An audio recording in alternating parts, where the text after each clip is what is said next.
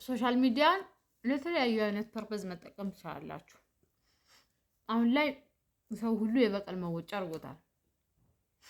ለዘመናት ያስቀየመውን ሰው መረጃ ካለው የጎዳው ነገር ካለ ሰብስቦ በሶሻል ሚዲያ ክስ ያቀርባል።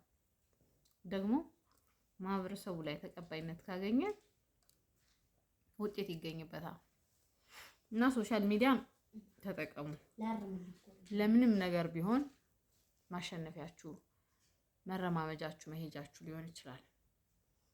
በውስጣችሁ የተሰማችሁን ስሜት ልታወሩበት ትችላላችሁ። ሊቀላችሁ ጓደኞች ታገኙበታላችሁ። አንዌ ሶሻል ሚዲያ ለብዙ ነገር ይጠቅማል።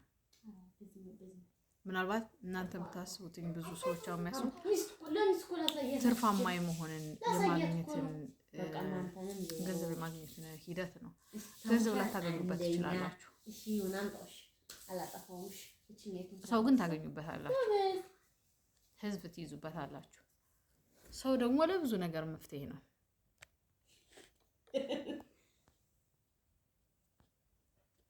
መልካም አዳር፣ መልካም ምሽት።